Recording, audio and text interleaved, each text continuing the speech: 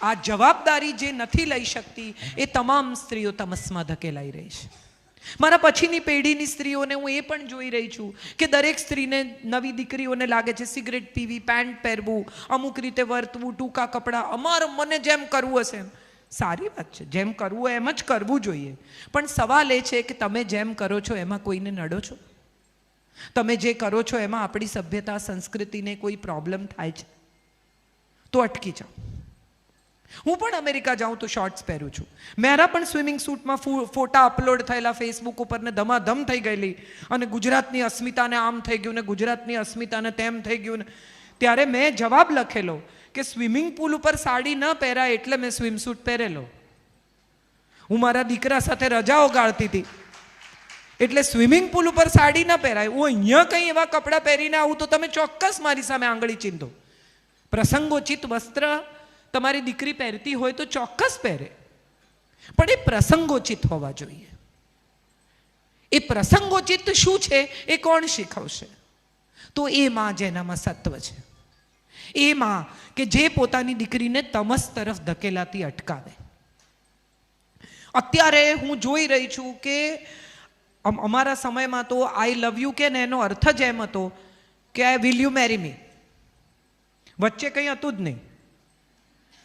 છોકરો આઈ love you કે એનો મતલબ એમ કે હવે મારી જોડે તું લગ્ન કરીશ ને. આની વચ્ચે કંઈ હતું નહીં. હવે એવું છે કે ફ્રેન્ડ્સ છે, પછી બેસ્ટ ફ્રેન્ડ્સ છે, પછી ડેટિંગ છે, પછી લવ છે, પછી બ્રેકઅપ છે, અને આ બ્રેકઅપમાં પાછું એક્સ છે, અને પછી એક્સની ઓળખાણ કરાવે કરંટ જોડે કે આ મારો એક્સ છે. કાંઈ વાંધો નહીં એમાં. ને કરંટ પાછો ઓળખાણે કરે કે અચ્છા તો કેમ કરતા તમારું બ્રેકઅપ થયું? આવી પંચાતે થઈ જાય. તો સવાલ એ છે કે આ જે આખી માનસિકતા છે એ આધુનિકતાને સ્વીકારવી, વખાણવી, કે એની સાથે આપણી સંસ્કૃતિને સરખાવીને એમ વિચારવું કે આ યોગ્ય છે અને આ અયોગ્ય છે? મારે ખરેખર આ સવાલ પૂછવો છે. આ સવાલ મારે એટલા માટે પૂછવો છે કે આપણી દીકરી ભારતીય છે. આપણે અયોધ્યામાં રામ મંદિર ઊભું કર્યું. તમામ મંદિરોમાં આપણે કહીએ છીએ કે હવે શોર્ટ્સ, બરમ્યુડા, ટૂંકા કપડાં, ટાઈટ કપડાં પહેરીને પ્રવેશ નથી. કેમ કહીએ છીએ આવું? એવું થોડી હોય ભગવાન તો બધે છે. આવી દલીલો પણ મેં સાંભળી છે કે બાથરૂમમાં ભગવાન નથી તો શું કપડાં પહેરીને નાવાનું?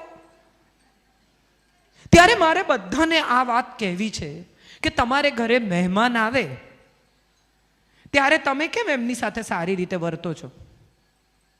તમે કોઈને ઘરે જાઓ ત્યારે તમે કેમ નાહી ધોઈને ચોખ્ખા કપડાં પહેરીને જાઓ છો? ઊંઘમાંથી ઉઠીને સીધા નથી જતા રહેતા. દરેક વસ્તુની એક રીત હોય, પ્રણાલી હોય, સિસ્ટમ હોય. એ સિસ્ટમ, એ રીત, એ પ્રણાલી એ આપણી સભ્યતા છે, એ આપણી સંસ્કૃતિ છે, અને મને લાગે છે એ આપણું સત્વ છે. એ સત્વને જો સાચવી શકીશું તો સ્ત્રીત્વ સચવાશે.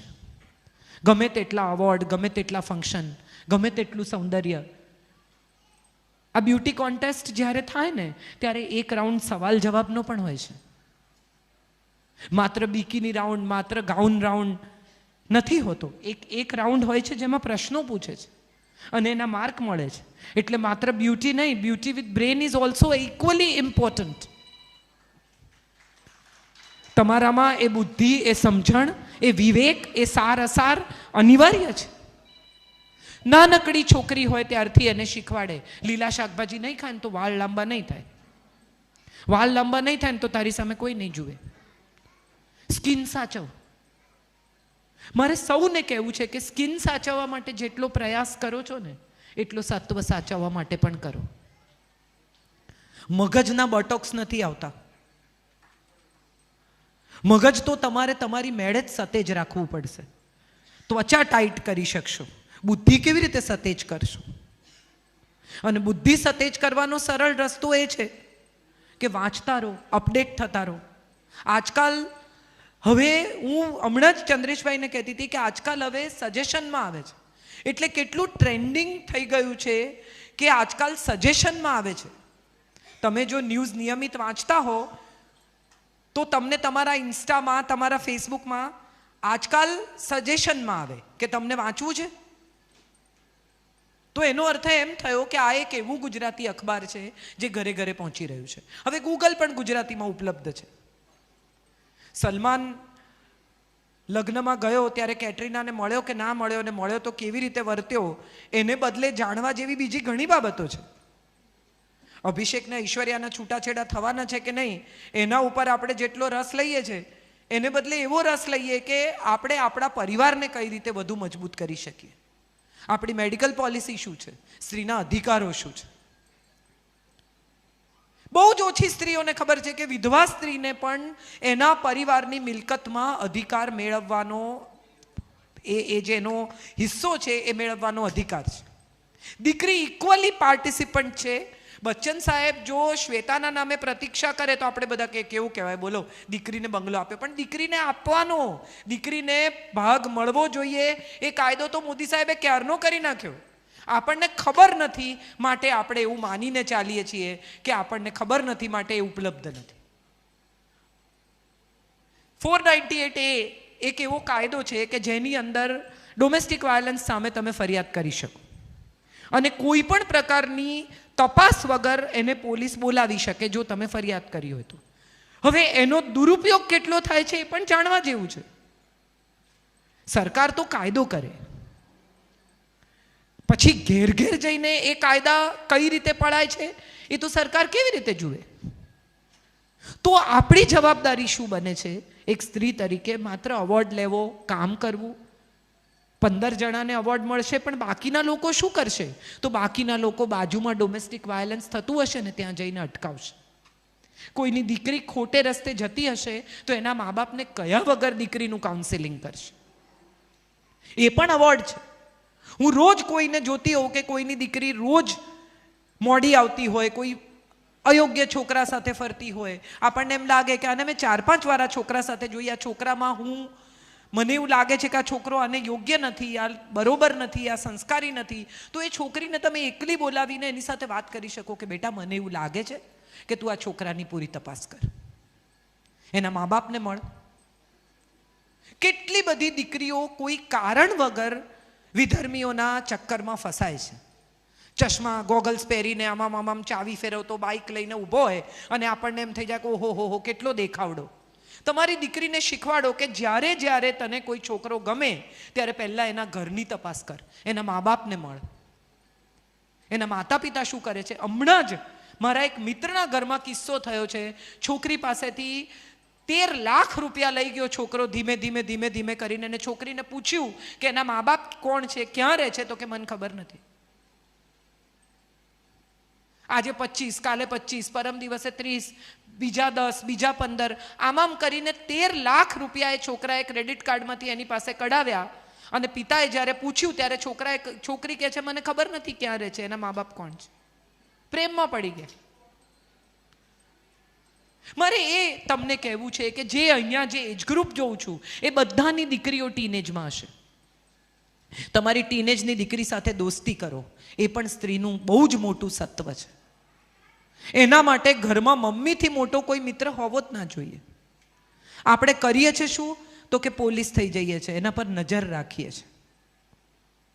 મિત્રતા કરો, તમારા જીવનની ભૂલો પણ એની સાથે શેર કરો, તો એ એના જીવનની ભૂલો તમારી સાથે શેર કરશે.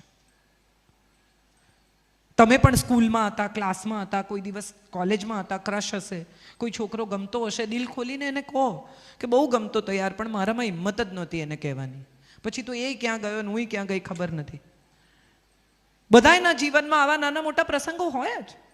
હમણાં તો આ ફેસબુકે રીયુનિયન બહુ સુપર ચાલુ કર્યું છે, ખબર છે ને? બધા ક્લાસના રીયુનિયન થાય અને આપણને જેના માટે ક્રશ હોય એ બી આવશે એવી આશા સાથે આપણે બી રીયુનિયનમાં જઈએ અને પહોંચીએ ત્યારે ખબર પડે કે અરે 20 વર્ષ જેની ઝંખનામાં કાઢ્યા એના તો માથે વાળ જ નથી રહ્યા. પાછા આવતી વખતે સ્પાઉસ એવા વાલા લાગે,